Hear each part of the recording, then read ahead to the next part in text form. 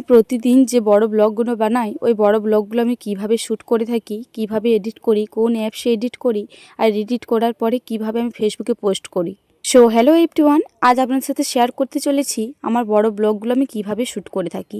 এই কিছুদিন থেকেই দেখছি দুটো তিনটে দিদিভাই আমাকে জিজ্ঞাসা করছে যে দিদিভাই তোমার বড় ব্লগগুলো কিভাবে শ্যুট করো বা কিভাবে এডিট করো। তো যাই হোক, চলুন আজকের ভিডিওতে আপনাদের সাথে সেটাই শেয়ার করি। সবার প্রথম এই যে স্ট্যান্ডটা দেখছেন, এই স্ট্যান্ডটার মাধ্যমেই কিন্তু আমি প্রত্যেকদিন ভিডিও শ্যুট করে থাকি। তবে এই স্ট্যান্ডটার কিন্তু আমার একটা মতো প্রবলেম রয়েছে। এই স্ট্যান্ডটার তিনটে মতো ঘাট ছিল, তবে একটা মতো ঘাট কিন্তু আমার নষ্ট হয়েছে। তবে এই যে ঘাটটা রয়েছে এই ঘাটটাতে কিন্তু বেশ অনেকটা কমানো বাড়ানো যায়, আবার বেশ টাইট করা যায়, তাহলে কিন্তু আমার ফোনটা পড়ার ভয় থাকে না। যে অপশানটা দেখছেন এটা একেবারেই নষ্ট হয়ে গিয়েছে। তো যাই হোক, চলুন এটার হাইটটা কতটা সেটাই আপনাদের সাথে শেয়ার করি। একটা অপশান যেহেতু নষ্ট হয়ে গিয়েছে তো সেই কারণে অনেকটা বড় হয় না, তবে যতটা বড় হয় এতেই কিন্তু আমার ভিডিও শ্যুট করার জন্য কাফি হয়ে যায়। তো যাই হোক, চলুন সবার প্রথমে ক্যামেরাটা অন করে নিলাম। ক্যামেরাটা অন করার পরে ভিডিও অপশানে এলাম। ভিডিওটা অন করার পরে এই যে ফোনটা এইভাবে ঘুরিয়ে নেবেন, তারপরে কিন্তু বড় ব্লগের ভিডিও শ্যুট করবেন। আমি কিন্তু প্রত্যেকদিন বড় ব্লগের ভিডিও এইরকমভাবেই শ্যুট করে থাকি। একটা দিদিভাই জানতে চেয়েছেন আমি এই ভিডিও শ্যুটগুলো ব্যাক ক্যামেরাতে করি নাকি সেলফি ক্যামেরাতে করি। না গো দিদিভাই, আমি প্রত্যেকটা ভিডিও শ্যুট ব্যাক ক্যামেরাতেই করি। যাই হোক, চলুন এরপরে দেখাই আমি এই ভিডিওগুলো কিভাবে এডিট করি। আমি কিন্তু ইনশট যে অ্যাপসটা রয়েছে ওই অ্যাপসটার সাহায্যে আমি এডিট করি।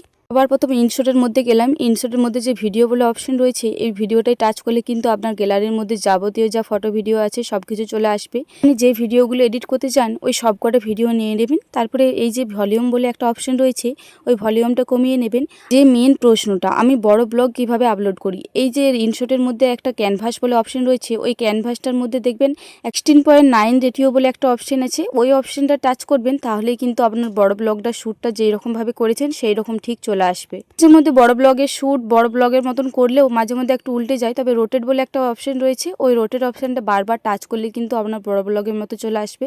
তারপরে যে রেকর্ড বলে অপশনটা রয়েছে ওই রেকর্ড অপশনটাই টাচ করলে 3 সেকেন্ড মতো টাইম দেবে। 3 সেকেন্ড পরেই কিন্তু আপনি ভয়েসটা দিতে পারবেন। একটু মতো ভয়েসটা দিলেন, তারপরে আবারও অফ করে দিলেন, আবারও শুনবেন যে ভয়েসটা কেমন হয়েছে, তারপরে দেখবেন যে ভয়েসটা আবার দেওয়া যাবে কি না। আমি কিন্তু প্রত্যেক দিনের ভিডিও শ্যুটগুলো এরকমভাবেই করে থাকি, আর এই ইনশটের মাধ্যমেই কিন্তু আমি ভয়েস দিয়ে থাকি। আপনারা যারা শর্ট ভিডিও আপলোড করতে চান তারা এই যে 9.16 রেটিও রয়েছে ওইটাতে টাচ করবেন, তাহলে শর্ট ভিডিও হয়ে যাবে। সব কিছু কমপ্লিট হয়ে যাওয়ার পরে এই যে সেভ অপশানটা রয়েছে ওই সেভ অপশানটাই টাচ করলেই কিন্তু আমাদের এই ভিডিওটা সেভ হয়ে যাবে। তারপরে সরাসরি চলে যাবে গ্যালারিতে। আর কিভাবে ফেসবুকে আপলোড দিই, সবার প্রথম ফেসবুকে চলে এলাম। ফেসবুকের উপরে যে প্লাস চিহ্নটা রয়েছে ওইখানে টাচ করলে এই যে পোস্ট বলে যে অপশানগুলো রয়েছে ওই পোস্ট অপশানটাই টাচ করলেই কিন্তু আপনার ভিডিওটা চলে আসবে। ভিডিওতে টাচ করার পরেই কিন্তু এইরকম একটা জিনিস চলে আসবে। তারপরে আপনি যদি কোনো ক্যাপশন দিতে চান ক্যাপশন দিয়ে দিলেন। তারপরে আপনি যদি কোনো রকম থাম্বনেল অ্যাড করতে চান থাম্বনেলও অ্যাড করতে পারেন।